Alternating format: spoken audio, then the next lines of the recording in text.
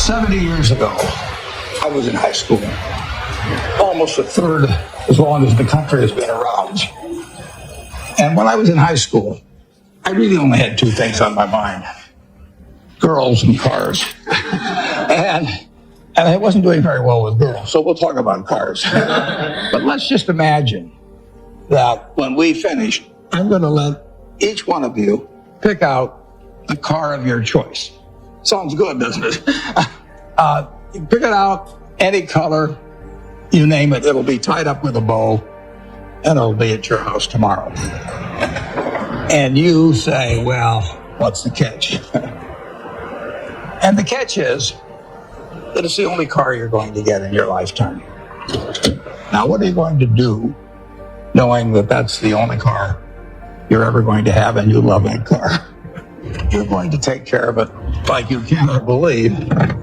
Now, what I'd like to suggest, you're not going to get only one car in your lifetime, but you're going to get one body and one mind. And that's all you're going to get. And that body and mind feels terrific now, but it has to last you a lifetime. The most important thing is to be able to define which ones you can come to an intelligent decision on and which ones are beyond your capacity to evaluate. You don't have to be right about thousands and thousands and thousands of companies. You only have to be right about a couple. I met Bill Gates on July 5th, 1991. We were out in Seattle, and Bill said, "You've got to have a computer."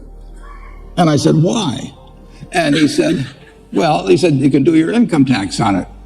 I said, "I don't have any income. Berkshire doesn't pay a dividend." He said, "Well, you can keep track of your portfolio." And I said, "I only have one stock." I said, and he says, "It's going to change everything." And I said, "Well, will it change whether people chew gum?" And he said, "Well, probably not." And I said, "Well, will it change what kind of gum they chew?" And I said, "Well, then I'll stick to chewing gum and you stick to computers." I don't have to understand all kinds of business. There's all kinds of business I don't understand. But there's thousands of opportunities there. I did understand the Bank of America, and I'll be able. I'm able to do that. I'm able to understand some given percentage. But Ted Williams wrote a book called The Science of Hitting, and in The Science of Hitting, he's got a diagram. Shows him at the plate, and he's got the strike zone divided into 77 squares, each the size of a baseball. And he says, if I only swing at pitches in my sweet zone, which he shows there, and he has what his batting average would be, which is 400. If he had to swing at low outside pitches, but still in the strike zone, his average would be 230. He said the most important thing in hitting is waiting for the right pitch.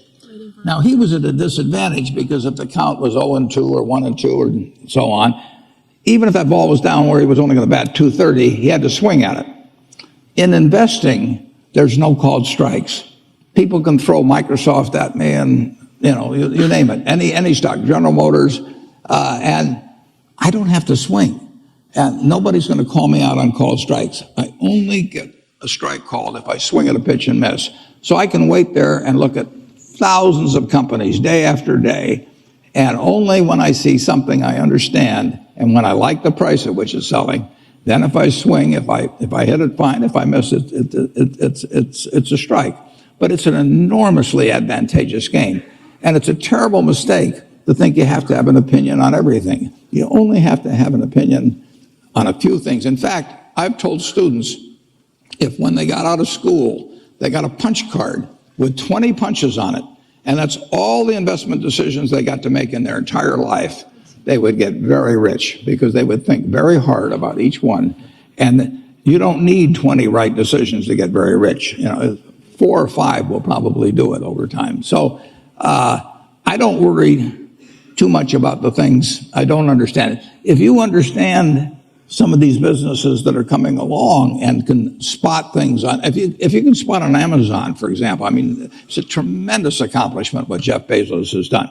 And I tip my hat to him. He's a wonderful businessman. He's a good guy too. But could I have anticipated that he would be the success and 10 others wouldn't be? I'm not good enough to do that. But fortunately, I don't have to.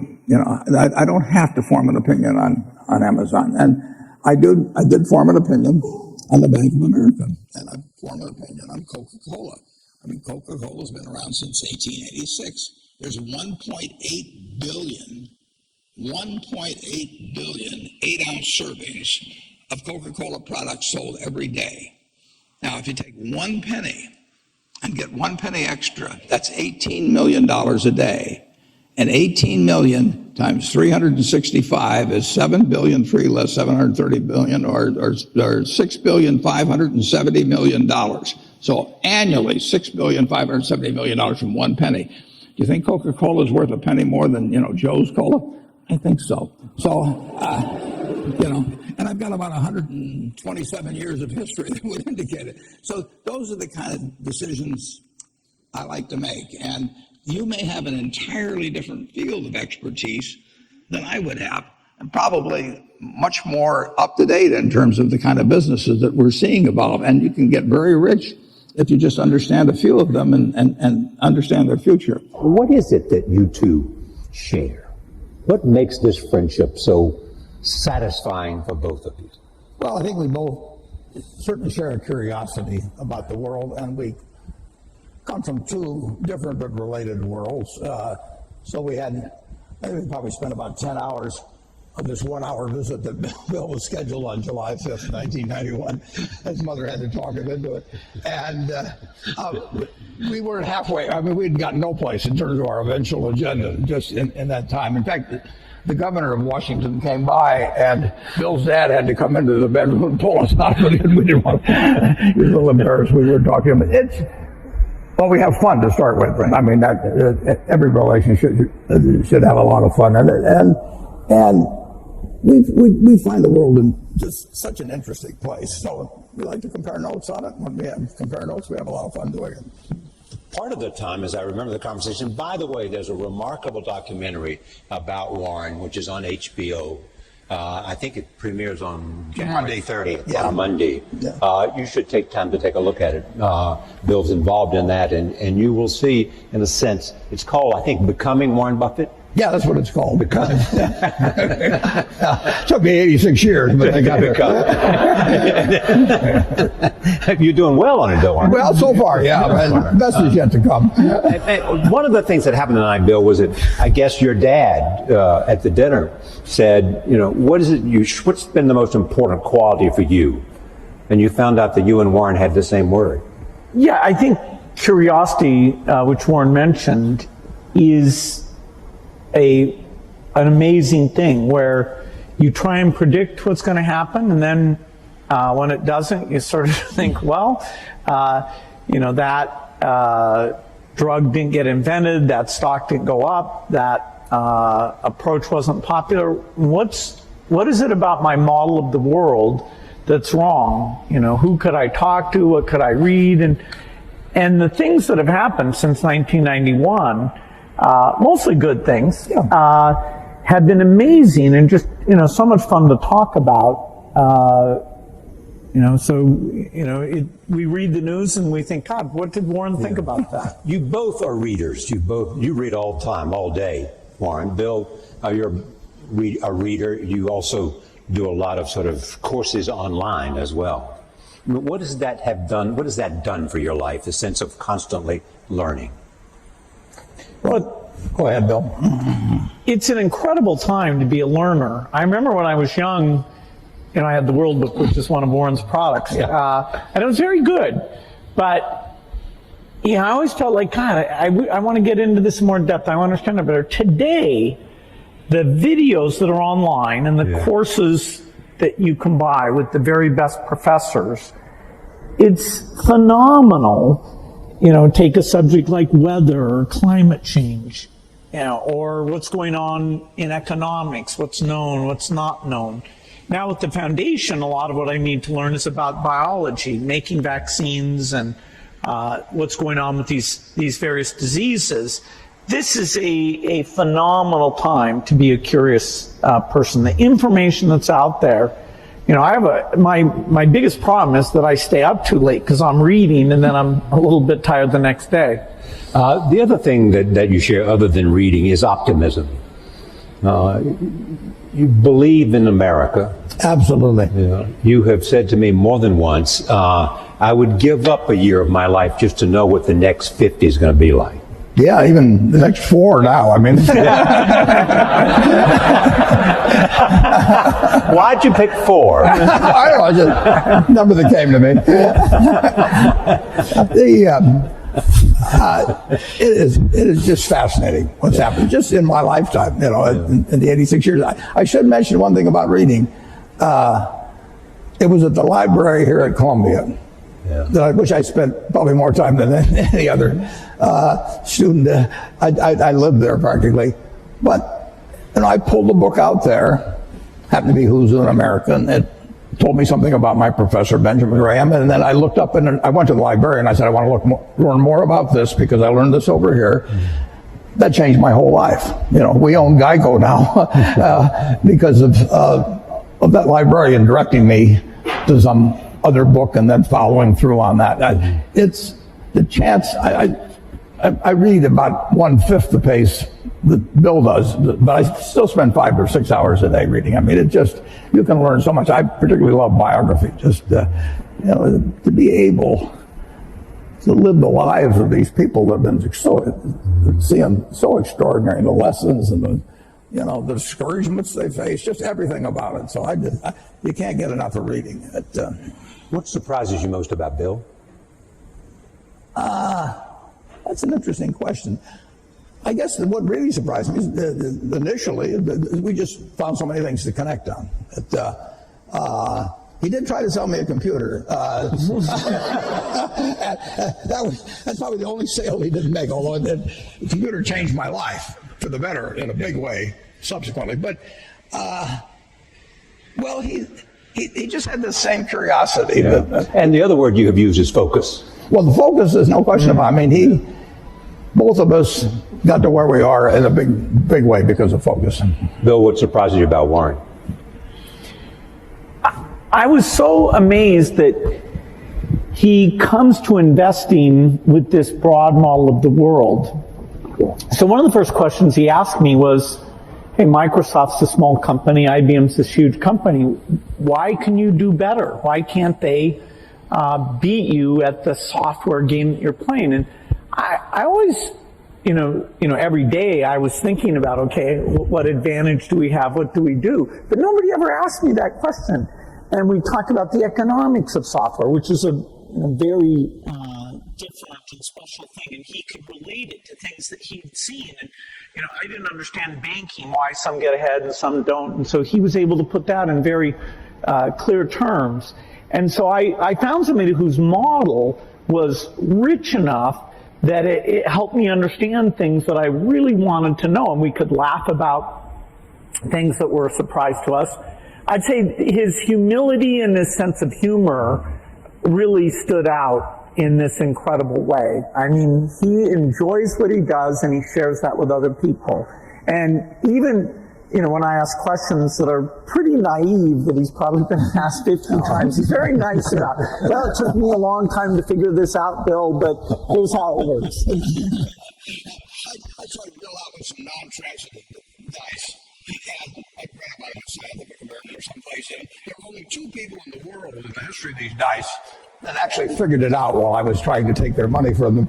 And one was the leading symbolic logician in the world, and the other was a drunk who didn't really know any better and asked the wrong question. But Bill said, wait a second, you choose first, and the game was over. You taught him, you didn't teach him, but you brought him into a great appreciation of bridge. Yeah, he'd play bridge, but the family is very big on games. His family was very, very big on games, and so we played bridge together, and we played in China, going down the Great Rivers when we were supposed to be looking at the scenery. But we had a good time playing bridge. All right, we've got a lot of questions we want to talk from the audience. We want to start up in the balcony, so we haven't forgotten you. It's hard to see, but is there a number there that has a question? Okay, start it wherever it is. Yes, number 6.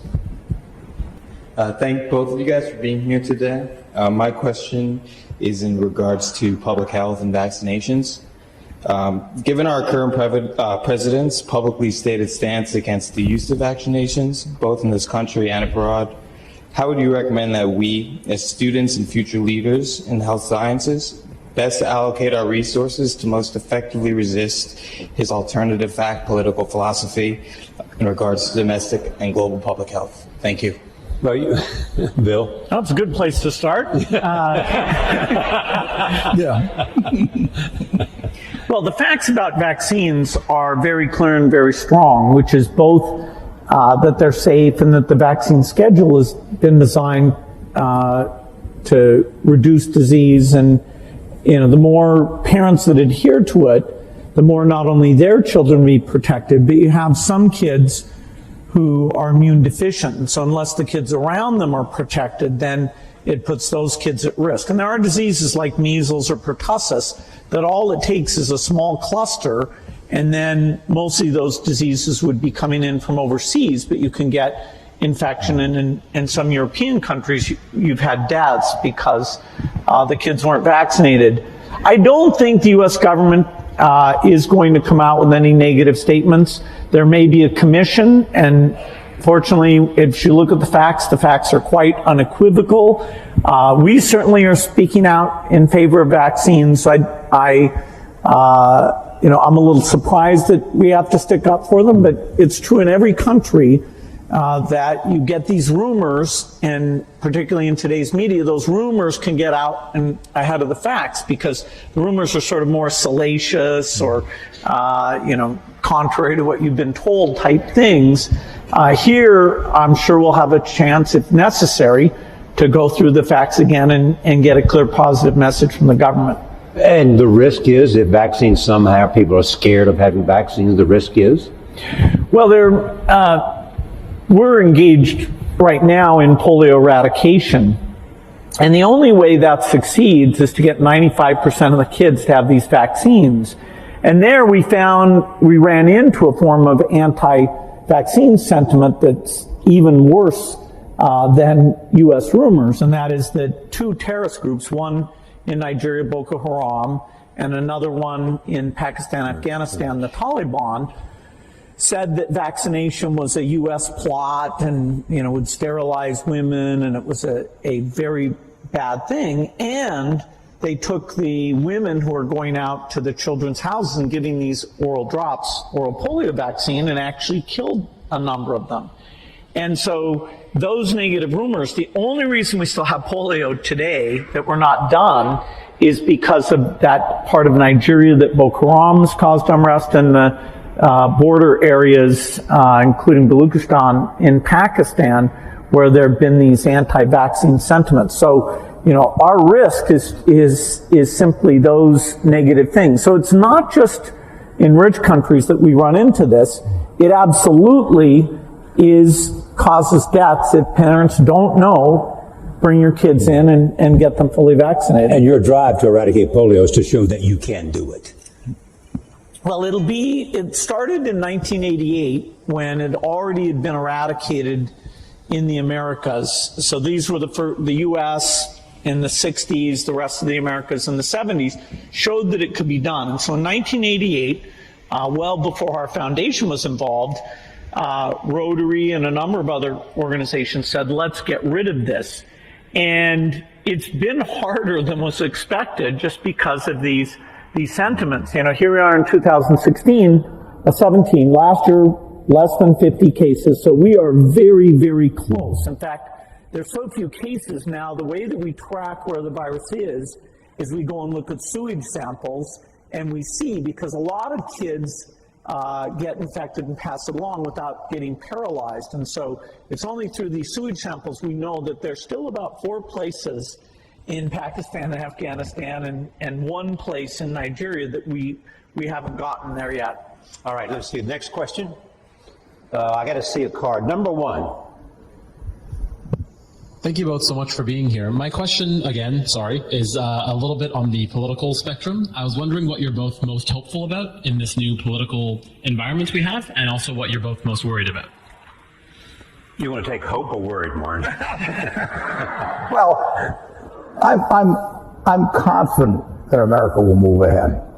It's been, from the time I was born until now, the real GDP per capita of this country has gone up 6 for 1. I mean, nobody ever dreamt that would be possible. And when you look at what's happened in this country over 240 years, it's an absolute miracle. When I went to Columbia Business School in September 1950, one woman in the class. I mean, this country moves forward, and you can't stop it. So I'm enormously optimistic. I say the luckiest person born in the history of the world is the baby being born today in this country.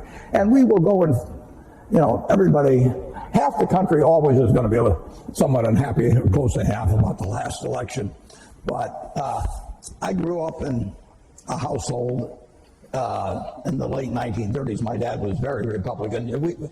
My sisters and I didn't get dessert unless we said something bad about Roosevelt. I mean, it was required. And I heard all these apocalyptic views about after his third term, there'll be no more elections. I've been hearing that all my life. And, year after year after year, with occasional hiccups and an occasional seizure like we had in 2008 and 9. But this country, it's all profit, folks. I mean, when I came in, just think of what it would have been like in 1776. Nothing here. Yeah. And now we've got... And the velocity of change. Oh, it just keeps moving. I mean, guys like Bill, they don't quit. I mean, he moves on to something like polio. He mentions 50 cases in the world. There were more than 50 in the ward where I went when I was a teenager to see a friend of my sister's. And they're all in these rocking machines and everything. They were destined to a terrible, terrible life. And it was just one ward in Omaha. And now that's the yearly total, thanks initially to, as well as currently, to Rotary and some. But people kept working on it. This world moves forward. And it's been doing... I bought my first stock when I was 11 in April of 1942. The Dow was 100. If you haven't looked, it's 20,000. Something good must have happened this week. And it's going to keep happening, folks. Bill, I know you share the optimism. What about concerns? Well, the optimism is partly that I think American innovation is strong. Support for research is by and large bipartisan. And so whether it's health breakthroughs or even energy breakthroughs, I think, every year that goes by, we're going to have more of those things. Now, this administration is new enough. We don't know how their budget priorities will come out. There are things like foreign aid, which is a small part of the budget, about $30 billion a year, but that means the U.S. is the biggest, that every time there's new leadership, we have to go in and articulate the benefits. It's well spent. It's not the image that people have in the past. And so right now, I think there's a lot of intensity to make sure we get that message out and get, both in terms of the executive branch and the Congress, to maintain amazing things like the President's Malaria Initiative or PEPFAR, which is an HIV thing. These things started under President Bush, and so our foundation's had a great working relationship with Democratic and Republican administrations. Most people wouldn't realize that U.S. foreign aid as a percentage of the economy, which is generally how it's measured, reached its low point in 1999 under the Clinton administration. Now, I'm not saying it was the administration. It was a mix of the administration and the Congress. Then, during those Bush years, it went up fairly substantially. Now, the economy helped with that, but these initiatives were really amazing. And, I'm hopeful that maintaining or even growing these initiatives will be a priority when there's a lot of talk about tax cuts and different spending activities. And so it is a bit up in the air during these months ahead. And you've often made the point that no matter how big the private contributions are, sometimes in terms of sheer scale, you need a government. Yeah, somebody asked me today, if PEPFAR, which is this AIDS program, was canceled, wouldn't private philanthropy make up for it? Well, PEPFAR is over $5 billion a year. That is this one aid program, which is a phenomenal thing that's saved over 10 million lives. that's larger than our foundation, which is the largest in the world. So there's no possibility the government sector, US, UK, other European donors, that's $130 billion a year in total that's uplifting these poor countries in health and education. And if we lose the consensus around that, if people draw inward too much, we will hurt progress and there will be millions of lives lost because of it. All right. And one thing that might be mentioned, Charlie, is that the difference between now and 60 or 70 years ago in the ability of really bright people, really innovative, really energetic people to get finance to do things is just dramatically better than it was at that time. So now, if you've got good ideas, and there's good ideas right in this crowd, and you've got energy, it's far easier to get finance to move forward those ideas than you could 50 or 60 years ago. Is that because of the internet or crowdsourcing? Of what is it? It's just lots more capital around and people more optimistic about. People are very optimistic about business. But better ways to connect the two, the capital and those Absolutely. and the ideas. It's dramatic. It's And dramatic. the willingness to take risk. The first venture capital stuff is in the 1960s, and it's tiny. Microsoft, when we were taking outside investment, we took at a valuation of $20 million, we took $1 million for 5% of the company. I'll do it retroactively, folks. And You had your chance. You had your chance. we never spent the money. That is, our business was profitable enough. We really didn't need to do that, but we wanted people on our board to give us advice. And there's an episode of Silicon Valley where all these venture capitalists are courting this guy, and that really reminded me of what it was like. By that time, which was 1984, there were dozens of venture capitalists, and that's something that other countries have tried to duplicate. They have in small part, but not nearly as well. This willingness to take risks, the idea that if you have a failure, it's not a mark of shame, that, hey, what's your next startup going to be?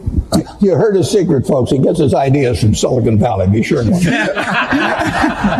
right, cards. Let's see where the cards are, folks. Okay, number 3. Take the card right there. So you started this talk about how you'd able to make a model and it won't accurately predict what happens. And on the other side of the coin, I was wondering what happens when you create such well-developed predictive technology, and what are the ramifications and implications of that outcome? Well, I don't think our predictive technology, is going to be like an oracle. Warren's nickname is the Oracle of Omaha. But the percentage of times you can predict things like macroeconomics, because they involve emotional sentiment. We're a long ways away from that. The biggest modeling thing I'm involved in is a group that models diseases. So we look at HIV or tuberculosis and understand, okay, what do we have to do in terms of diagnosis and drugs to get these things down? Once we finish polio, we'll go on, and our next big challenge, which will take decades, but I expect will be done in my lifetime, is malaria eradication. So these models aren't nearly at the point where they can take human sentiment into consideration. The field of economics, a very basic question about what we should have done differently before the financial crisis, there really is no consensus. Economists, they agree that some of the emergencies it's necessary and important. I wish that was better understood. But in terms of the root causes, it's actually a little disconcerting how little our models or understanding explain how that imbalance got so extreme. All right, well, number 2. And I wanted to ask, you were talking about that you love reading. I wanted to ask if you have a particular book that it changed your life, like the way you think about things. And I also wanted to ask, what is the thing that you admire the most about each other? Like you, Bill, about Warren, and the other way around.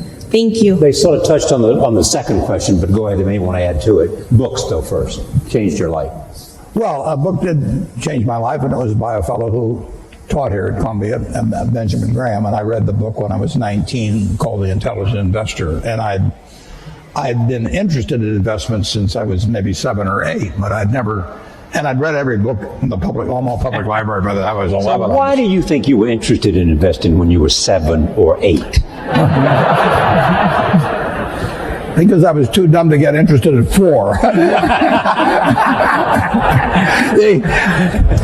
My dad had a very small investment firm, and I would just go down and I read all the books that he had there, waiting to go to lunch or whatever it might be, and then I went to the public library and read them all, and it just was a fascinating subject to me, but I didn't have any. I knew what everybody thought and all of that at an early age, but what Graham wrote made sense. I just happened to pick that book up at a bookstore in Lincoln, Nebraska. But to investing per se, is there something about your core competence that made investing the perfect place for you to be? Yeah, it certainly wasn't to be a pro football player. I looked at it was a question of zeroing out all the other incompetencies, and I was left with one thing, Just allocation of capital. I was actually wired in a way that was, this would be something I would be good at. So wired in what way? I can't tell you precisely, but I've got the right temperament for it, which is much more important than IQ. If you've got more than 120 points of IQ, sell the rest to somebody else. You don't need it in investments, but you do need the right temperament. You do. You do have to be able to think for yourself. And getting back to, the earlier question, the first question I ask myself when I look at a business is, is it important and easy what I can determine about this business? Yeah. And a lot of them don't make it. Now, Bill is looking for hard questions that plague society, and where intellect and money may make a difference. They may not for a while, but he's taking on the tough things. My job is to find easy things. I'm looking for 1-foot bars to step over, rather than 8-foot bars to jump over, but that's not irrational if you're looking at the investment universe.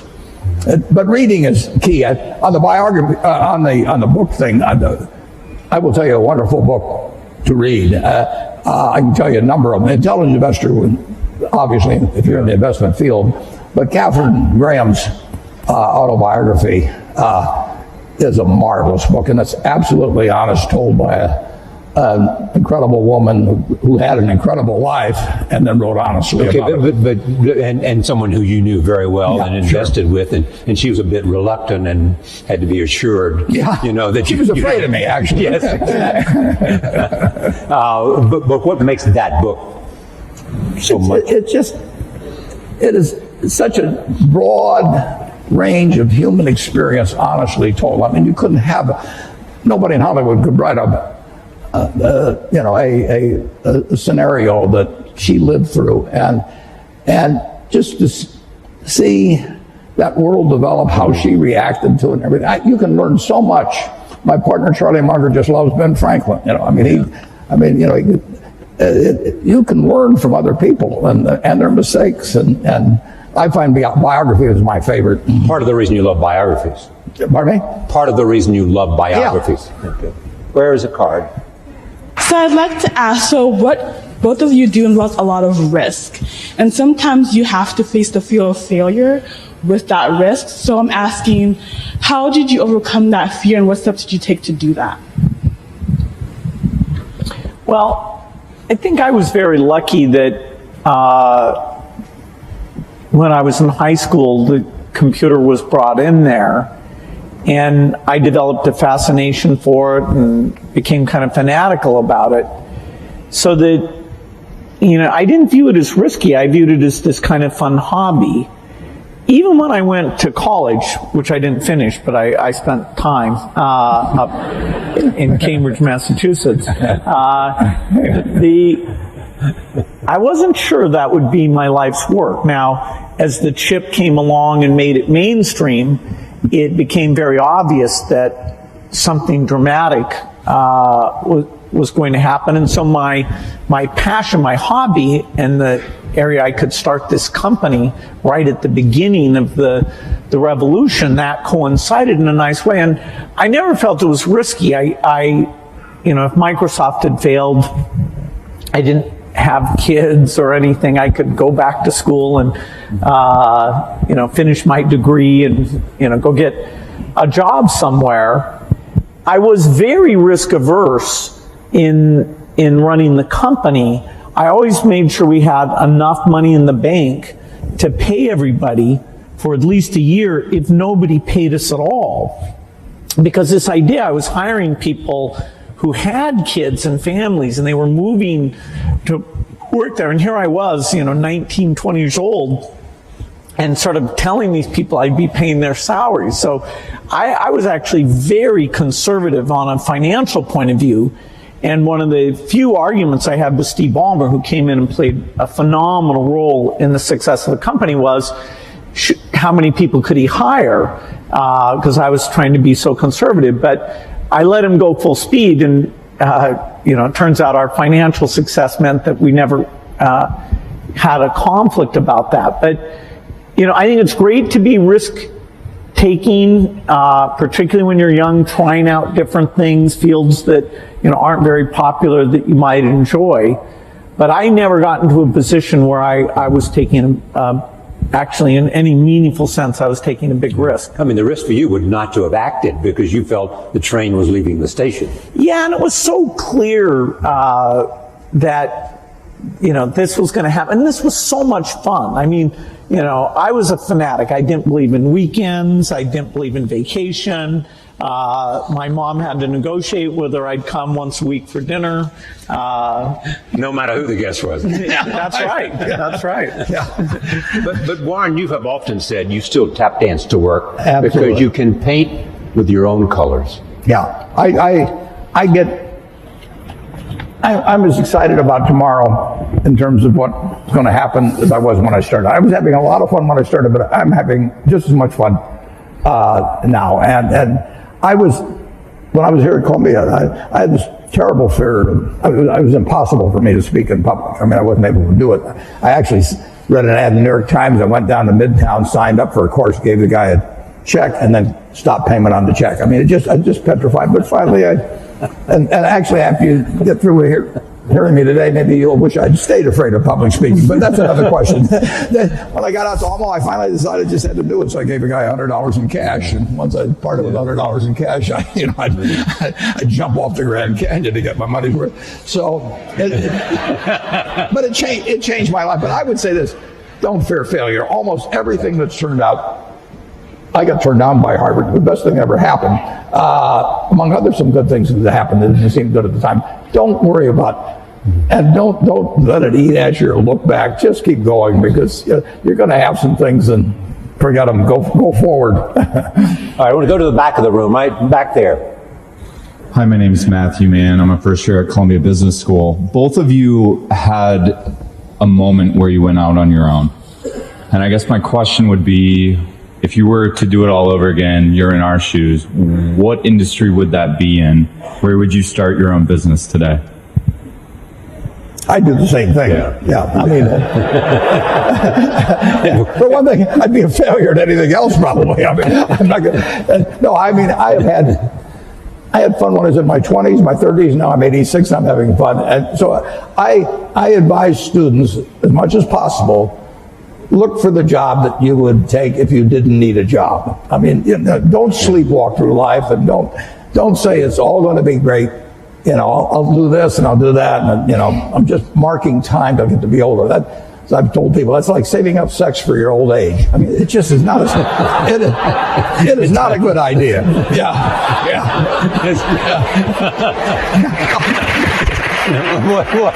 What are you urging them to do? I'll explain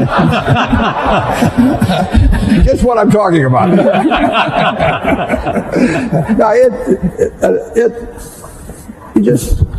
You really want to be doing what you love doing, and you can't necessarily find it on your first job. Right. But don't give up before you find it. Bill, you've had the unique experience, A, because of your curiosity, B, because of your involvement in global health, to see the impact of a lot of other areas, whether it's biomedicine or whether it's, a whole range of other things other than computer science. If you were going to drop out of Harvard today, which field would you be most likely attracted to? Well, I love the hard sciences, and there's some phenomenal things that people will get a chance to be part of. I'd still probably pick computer science because the work in artificial intelligence today is at a really profound level. Our ability not just to play games, but that is a profound milestone, the AlphaGo work that the DeepMind people at Google were able to achieve. And that kind of technology is in all the leading companies and a lot of the universities. With AI, creation of agents, the ability to read and understand material, it is going to be phenomenal. So anything connected with that, I think, would be an exciting lifetime career. I also think in energy, we have the imperative to have energy that's reliable, cheap, and clean.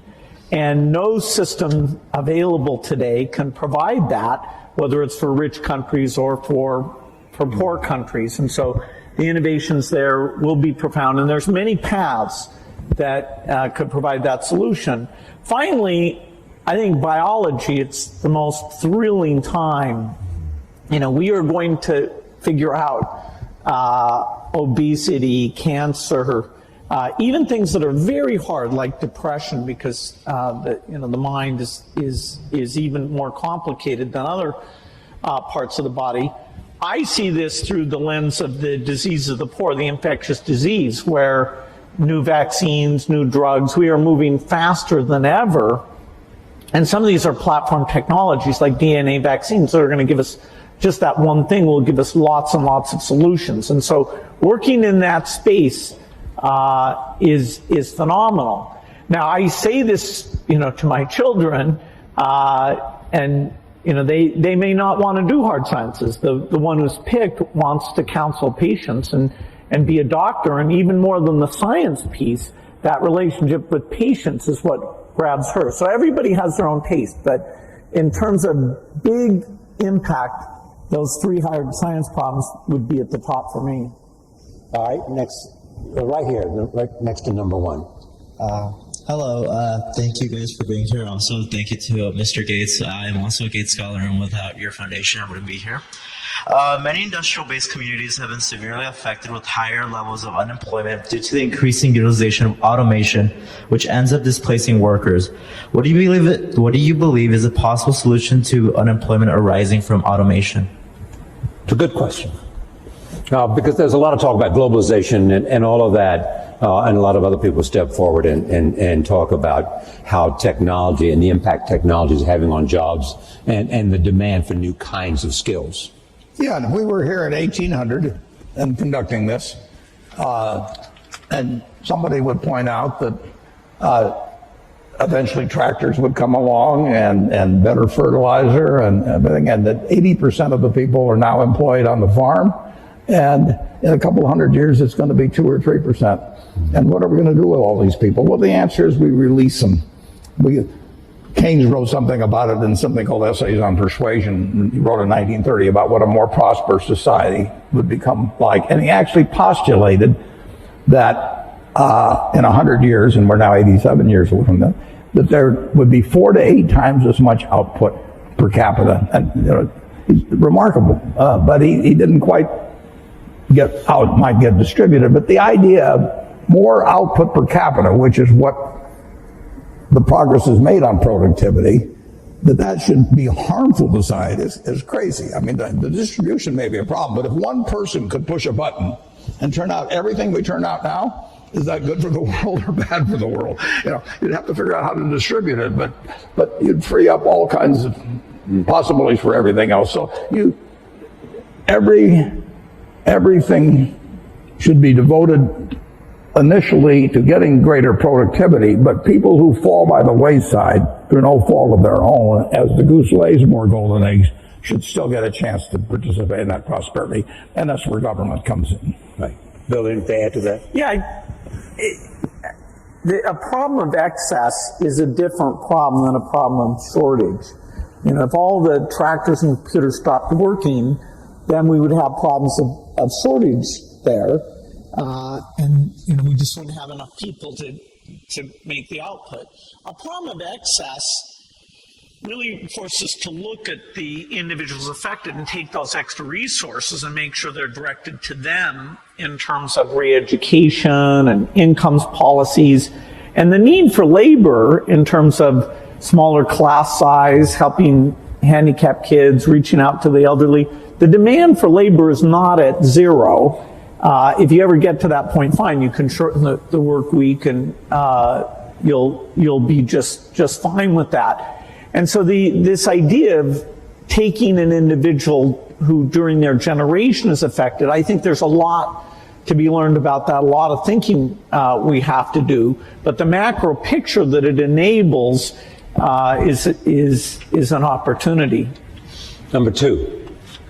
Hi, my name is Sam. I go to Columbia College, and my question is, what steps do you think need to be taken in order to improve public education, particularly in economically depressed areas of the United States? Bill's the educational. Yeah. I think this is a super important issue because the dropout rates, although they've gone down a little bit, they're still very high and vary based on income. And even kids who graduate, a lot of them don't enter college, or they do enter college, and they end up in these remedial courses for their reading or math capabilities. And those people have an extremely high dropout rate from higher education, and you know, they can incur debt, they have a negative experience. So we have a long ways to go in education. There are some very strong points of light, like here in New York City, some of the charter schools are, with even less resources than schools at large, doing a phenomenal job of educating kids. There are a lot of countries, particularly in Asia, who, spending way less of their GDP on education, are doing a great job educating their kids. And it's not just the top 20%. Their bottom 20% is pretty phenomenal in the case of China, South Korea, and Singapore.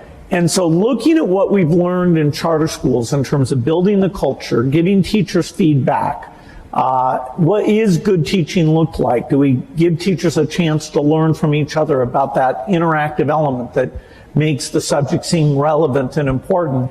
There are great teachers, but spreading those practices has been very, very tough. And so I'd say it's a top priority, and our foundation has that for our work in the United States. Education is the top priority, whereas outside the U.S., we take on health. It's a tough problem because the institution of education are fairly resistant to change, and people are not yet convinced by various approaches very easily.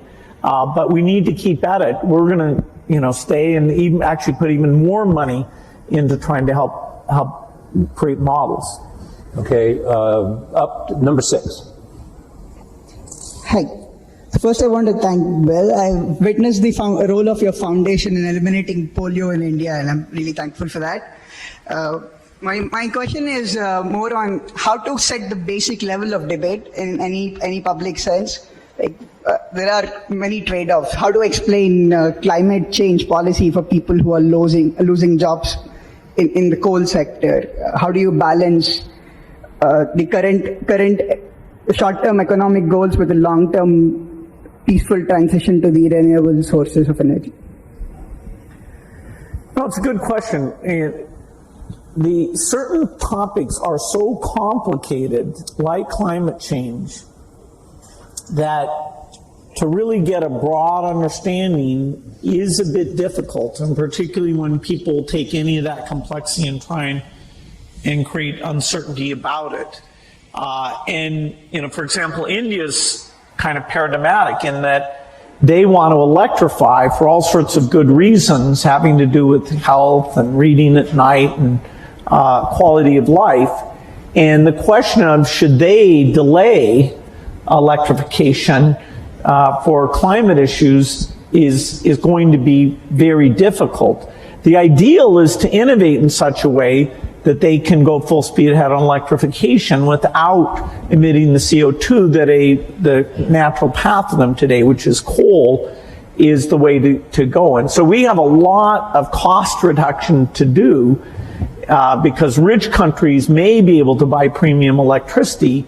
When you get to middle income or lower, that's just not going to happen. And you know, democracy has us allocate these resources in terms of investing in the future and things like research and investing in the present.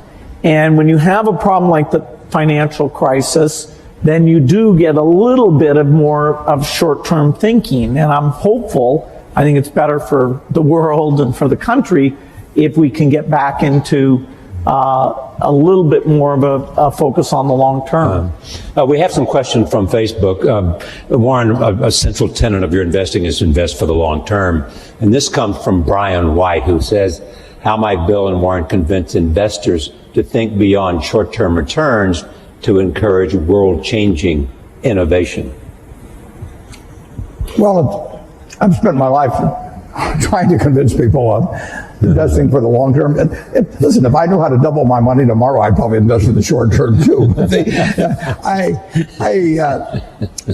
It's much easier to invest for the long term if you're just talking pure investment, because you know what's going to, in my view, be very high probability what's going to happen 10 and 20 years from now in a major way, and I don't have the faintest idea what's going to happen tomorrow or next week. But if you're talking about societal, it's very tough because politicians face elections either every 2 years or 6 years, and the way particularly congressional districts have been organized, primaries have become more and more important, and so it's very hard to have politicians think of something that's wonderful for the country for 20 years, but will cost them the election 2 years from now. And that's a basic problem in a democracy, and it gets to be more of a problem as we've arranged congressional districts so the primary dominates, because a very limited number of people turn out, and their motive tend to be on the extremes of both parties. So it's not easy. Whether you're going to make an investment in a company or whether you're going to buy the company, what are the factors that you have to be, that you're looking for? What test? I'm looking for durable competitive advantage. I'm looking for something that has a moat around it for a considerable period of time. And I'm looking for an honest and able management to run it, because I don't know how to run it myself. And I'm looking for a purchase price that's not excessive, but it's better to pay a little too much for something that's a very good business than it is to buy some bargain, but really a company without much of a future. And I don't know. I don't have a ability to predict with a high probability of success the future of most companies. So I'm looking for the exception. But the nice thing is, if there's thousands of companies out there, I really don't have to be right on a couple. I mean, it's exactly the opposite of baseball, where you have called strikes, and the pitcher's trying to throw it to you at the worst part of the strike zone for you. And if he succeeds in getting into that corner 3 times and you don't swing, you're out. And investing, it's a no called strike thing. So I can sit there all day and somebody can throw me one company after another, and finally I get one in my sweet spot. Both of you have chosen both wives and partners well. Charlie Munger added what to you? Oh, Charlie Munger changed my views.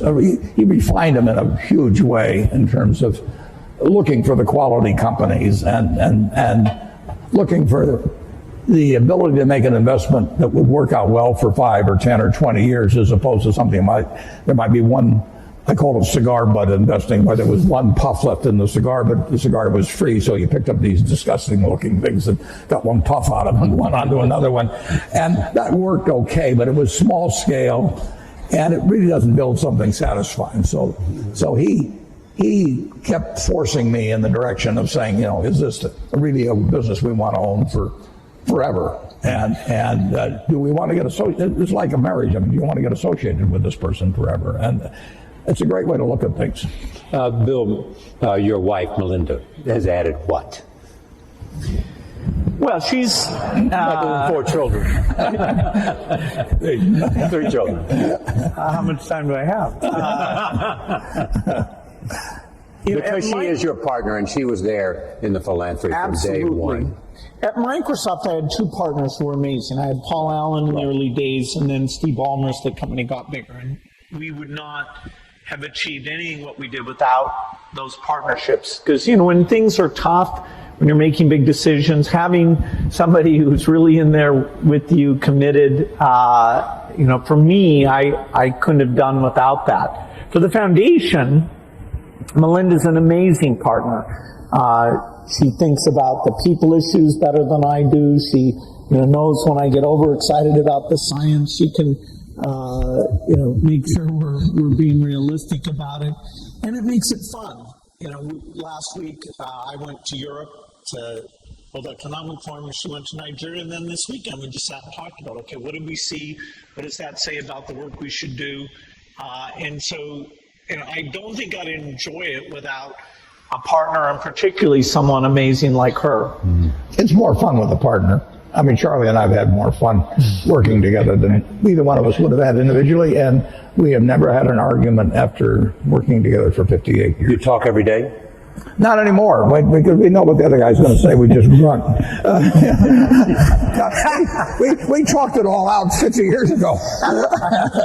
So if you see Charlie and he says, "Why haven't you called me?" you'd say, "Well, I knew what you'd say anyway." Absolutely. No, there's no question about it. We still have a lot of fun together. All right there. Well, let's see, number 2. Hi, my name is Molly Zanger. I'm a student at Barnard College. I guess what I'm basically wondering is what your main considerations are when you're choosing where to donate and what causes to donate to, and what the main challenges are that are associated with that. Yeah, well, I wholesaled it because I made a choice that I wanted to have. Originally, my first wife and I planned that I would pile it up and she would unpile it, but that was plan number 1. But she died in 2004, and then I had the problem of figuring out the best way to distribute what would turn out to be a lot of money. And I wanted some people who had similar values and similar objectives to what I had, but I also wanted people who would pour in intelligence and energy, and in the case of Bill and Melinda, a lot of their own funds, would work at it full time, but who really saw society as I saw it, which was that every life was of equal value. And that if you start with that, and then you figure what you might be good at changing, whether it's in medicine or education or early learning or whatever it may be, that was my answer, was the wholesale. Retail philanthropy would drive me crazy, but wholesale philanthropy I really like. Bill? Yeah, for our work at the foundation, the belief in innovation, which both Melinda and I saw at Microsoft, our question was, okay, how do we bring that kind of innovation to help the world's poorest? And we learned that coming up with new vaccines, that although you can pay a lot to have them created, the marginal cost comes down to less than $1. So getting a new vaccine for the main cause of diarrhea or pneumonia, that can be a phenomenal thing. So you're looking for these super nonlinear dramatic things, because as a, per poor person or compared to government funding, philanthropy is actually quite small, and yet funding vaccine projects, the government isn't as good as that as a philanthropist who assembles a team and over time is learning how to do that very well. And we had models. Rockefeller Foundation was a phenomenal foundation. The Green Revolution is just one of many things that they did which raised agricultural productivity and avoided hundreds of millions starving. And so studying the other foundations that have taken these big breakthroughs and created a model out of those, that was very informative to to what we've gone after. What's the most important lesson you've learned, though, about making investments from the foundation today that you learned along the way? Well, I think when we started out, I thought that just coming up with a new vaccine or drug alone would be enough, and that the world would then take that and get it out to all the children of the world. You know, partly through field visits I did, that Melinda did, looking at the statistics. That delivery system doesn't get out to a lot of the kids. And so having to figure out how people were hired or how that was funded and measured, this what's called primary health care, we were drawn into that out of necessity. It didn't fit the normal sort of in the lab, you know, come up with this great concoction. And yet, in order to achieve our goals, we needed to think about those delivery pieces. In fact, sometimes the state of the product actually had to be simpler in some ways in order to get through that very limited delivery capacity. And now we're getting to 86% of the world's children with vaccines. It was about 70% when we got started. So that's a good increase. We still have 14% to go. Bill and Melinda have amazing convening and persuasive powers as well. So, I mean, they bring something far more to it than just money. I mean, they work incredibly hard, as do my 3 children and their foundations, but they work incredibly hard at getting governments involved in vaccines or whatever it may take. And that just is, you know, it's an extra dimension that I think very few people have in the field. Yeah, I mean, it's a hands-on travel to experience. When Melinda is in Africa and she's holding a little baby, I mean, she is actually thinking, you know, this kid needs to be vaccinated, has a decent chance in education and all that. I feel the same way about the kid, but what I really think is he's going to pee on me, you know, can I hand him something? So, there's just a difference in that human touch that makes a big difference. I'm halfway in between. I think he's closer to me, actually. Number 1, number 3, and number 4. First 1, then 3, then 4. If the current government were to ask for your advice on immigration or healthcare reform, what would you recommend to them? Maureen? Well, on immigration? Yes. Immigration, I mean, this country is built on it. I always say to people that are anti-immigration, you know, let's put it in retroactively. You know, everybody leaves.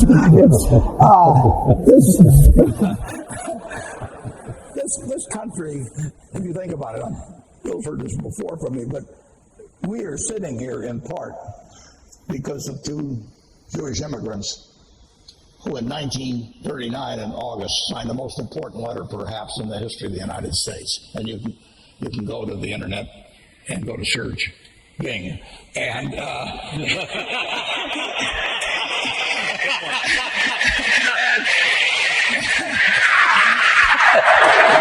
and just type in Einstein, Roosevelt, 1939. Leo Szilard and Albert Einstein, 2 immigrants, came here. They came directly from Germany. Szilard came from Hungary before that. And they told President Roosevelt that the Germans were likely to develop an atom bomb, which was likely to work. It's less than a full page, and we better get to work on something fast. And that the Manhattan Project came out of that. And if it hadn't been for those 2 immigrants, you know, who knows whether we'd be sitting in this room. Mm-hmm. Immigration? I'm going to let him handle it. You knew Andy Grove. You know, I mean, just go up and down the line. I mean, it's this country has been blessed exactly by immigrants, and you can take them from any country you want, and they've come here and they've found something that unleashed the potential that the place where they left did not, and we're the product of it. The question also was about healthcare. I mean, what can you tell us about healthcare that you think is important in terms of the consideration of what might happen? I mean, if you were building a healthcare plan for America, what would be the elements that you would want to include? Well, there's no doubt that in order to provide decent health care, the percentage of GDP devoted to it is going to go up over time. It's already very high, and yes, there's some efficiencies to be gained in that 18% or so number. But as society ages, as we come up with new things like joint replacement, organ transplant, which are going to create lots of human benefits, we're going to have more resources overall, including more government resources for healthcare. And so it's a tough problem because you have both access problems today and you have cost problems today. And whenever I look at a problem, I have this one simple lens, which is innovation should help here. But in this case, innovation, while it will provide breakthrough drugs that will save costs, like if you can cure Alzheimer's, which we certainly haven't done yet, that will save on huge long-term care costs. So we have these chronic diseases that we've made less progress on than some of the others. And the market mechanism to get pharma to go after those things and the basic research US funds, I am quite optimistic that we'll have some advances, but they'll also give us some very expensive things that will mean we're spending more money against it. And I do hope, that at some point that we really are calling on the best minds to look at the incentives for the breakthroughs, the most efficient system we have here. I think there's a lot of unhappiness in the country now stems from the fact that the healthcare system isn't delivering, and yet people are saying less government, more government. Right. I don't think they're being given the depth of education about why it's so tough that over time will help them vote for the right solution. The depth of explanation. Let me go. I'll go to Facebook in just a moment. But where was I? I promised 3, 4, and 6. Hi, my name is Josh Schaefer, and I'm a dental resident at Columbia. My question is, for future doctors and dentists of America, what advice do you have in giving about having a proper balance of providing that health care, but also mastering the concepts of business and economics? Well, Atul Gawande is, an incredible author. Exactly. He, in the current issue of the New Yorker, has the latest in wonderful articles about the healthcare system. And he's talking about the people who do sort of heroic surgery like himself are paid twice as much as the people who are on an ongoing basis in a great incremental way learning about the patient and seeing what works for them. And it's a calling cry to say, hey, that part of the system needs to be run better, needs more resources. So I think it's brilliant that he's saying that, and it also corresponds to what is working in some other countries. Okay. 6. Hello, my name is John from Columbia College. So you both have invested a great deal of money abroad, but there is a prevailing belief by some that there are pressing issues in America. There are poor people here, there are sick people here, and we should deal with that first before even tackling anything abroad. So what are your thoughts on that? Well, my own personal thought is that every life is of equal value. And in many ways, if you have a limited number of dollars, you actually can do more for more people outside the United States. We do have greater resources here for our 320 million people than exists around the world for 7+ billion people. So if you can improve the lot of more people by intelligently spending $1 billion or any other number in other areas of the world actually than here. And coming from Omaha and having the money I have, people can say, well, why not spend it all in Omaha? You grew up here in Omaha, it's done all kinds of things for you. And I absolutely acknowledge that. But in the end, if I've got X dollars to spend, I can make life better for more people if I can have it intelligently allocated in other parts of the world, actually, than the United States. And that draws a fair amount of criticism, but, I live with it because that's just what I believe. All lives have equal value is really the driving force Absolutely. behind I mean, the foundation. I'm an accident. I won the ovarian lottery when I was born in the United States in 1930. It was 40-1 against me. I was male. Now it's 80-1 against being a male in the United States in 1930. I was just plain lucky.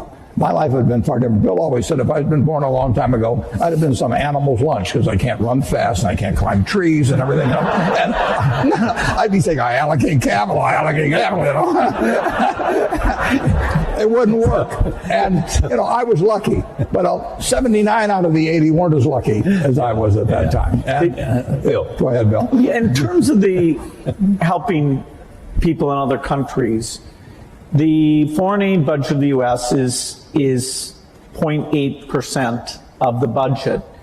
And there will be, in the years ahead, a discussion about, is that worth doing? It saves lives for typically about $1,000 of life saved.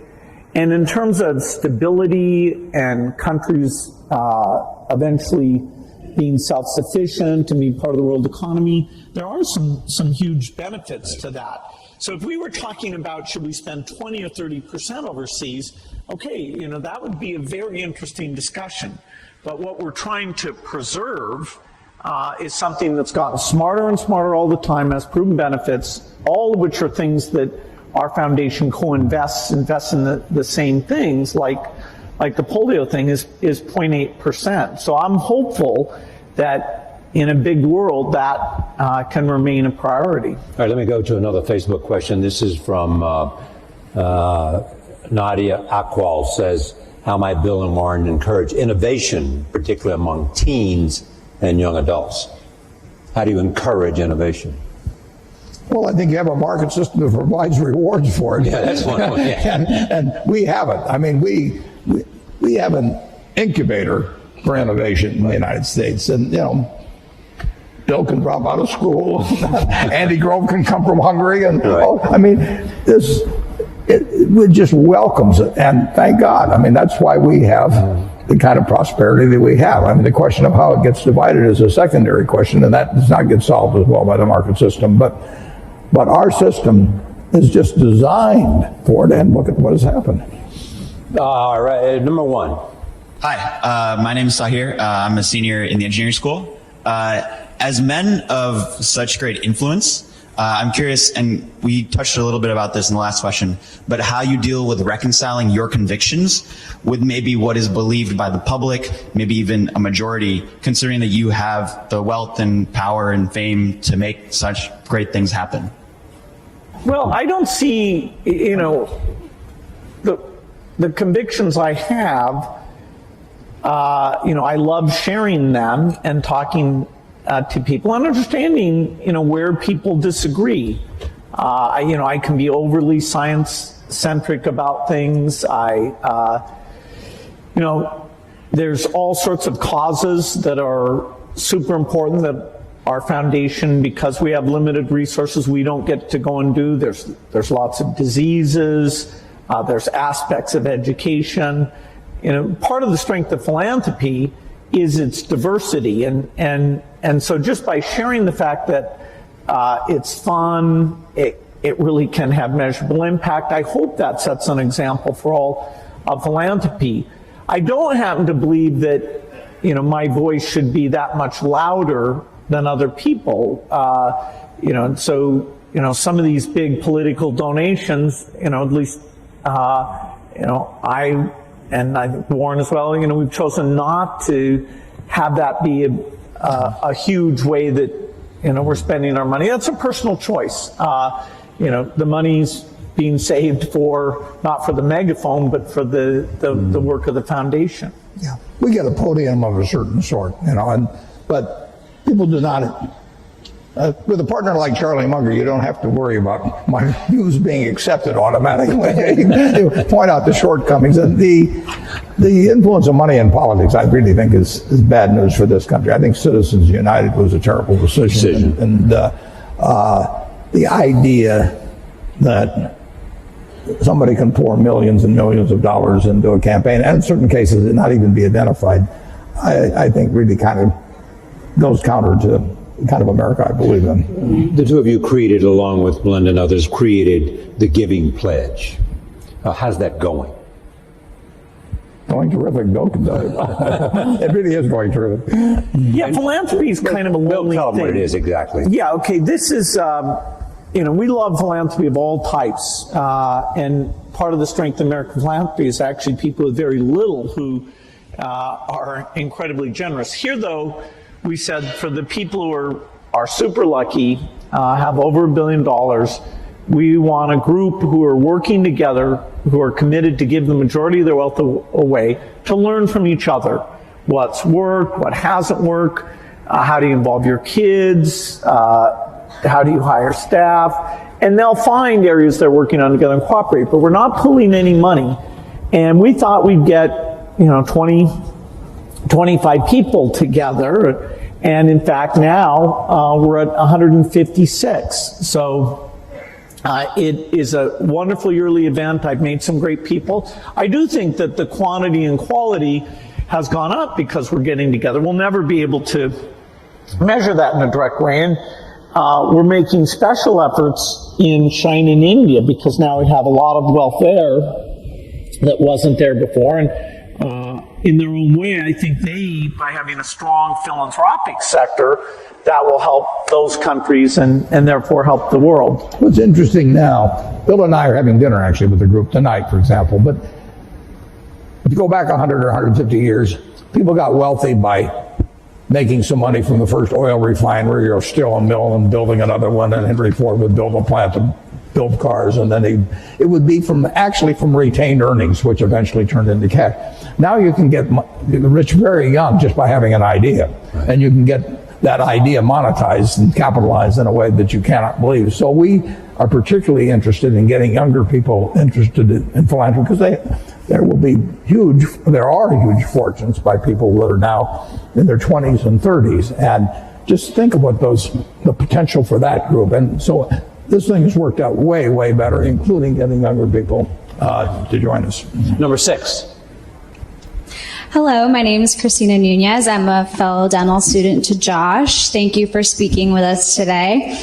I'm curious about your insight related to relationships. I'm personally, given a desire to honor myself and respect other individuals, have found it difficult throughout life to discern which relationships to really foster and invest in and accept challenges from, and which to kind of forego and abandon because they're more harmful than helpful.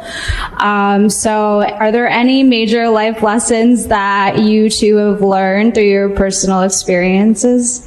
Well, it's a very important question, and the more you will move in the direction of the people that you associate with. So it's important to associate with people that are better than yourself, and actually the most important decision many of you make, not all of you, will be the spouse you choose. Right.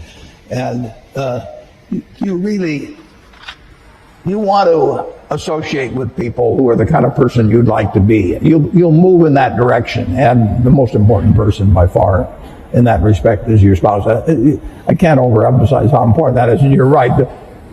The friends you have, they will form you as you go through life, and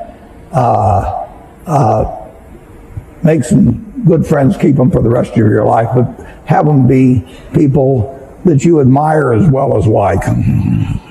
Bill, you add to that? Yeah, some friends do bring out the best in you, and so it's good to invest in those friendships. And some friends challenge you about things you're doing, and that that level of intimacy is great. I wouldn't say that I was so obsessed with work. I didn't invest, I'd say, in my 20s and 30s as much as I should have.